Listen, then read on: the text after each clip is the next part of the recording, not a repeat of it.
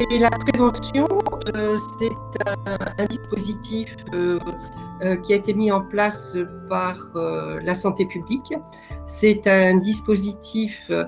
qui a été conçu par les politiques de santé publique comme un outil d'intervention auprès des populations, qui a été construit non seulement à partir de la connaissance de la maladie issue des savoirs de l'épidémiologie, mais surtout par un usage social et politique de ces mêmes résultats de l'épidémiologie qui vont conduire les politiques en matière de prévention dans les États, et en particulier dans le cadre de la pandémie de la Covid-19, l'Organisation mondiale de la santé utilise ces différents modèles.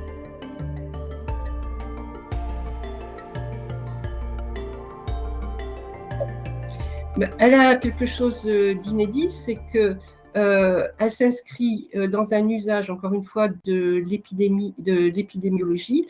qui a déterminé, encore une fois, les facteurs de risque, mais aussi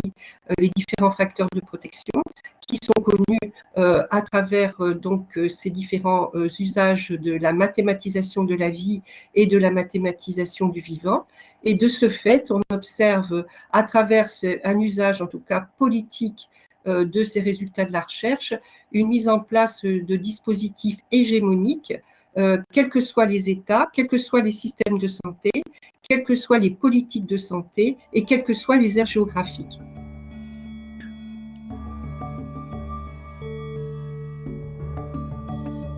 On voit bien qu'il y a un modèle hégémonique qui est mis en place par l'Organisation mondiale de la santé, qui est relayé par les différents États. Et donc en France, on assiste à la mise en place d'un dispositif qui vise à normer l'ensemble des comportements des populations, et qu'on assiste à un véritable dispositif de normation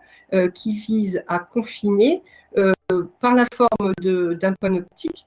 une population qui est censée rester chez elle puisqu'il y a risque de mort imminente. Et donc, cette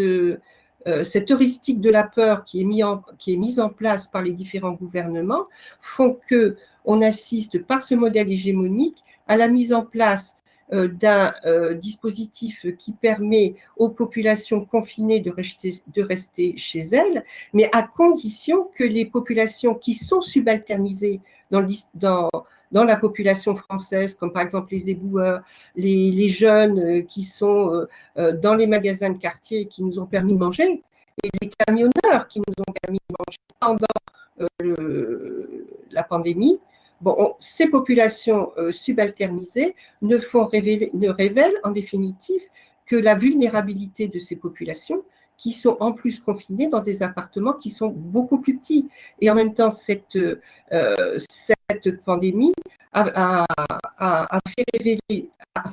révélé pendant le confinement la mise à l'écart des enfants vulnérables qui subissent des violences familiales, des femmes qui subissent également des violences. On a assisté aussi à la mise en place d'un véritable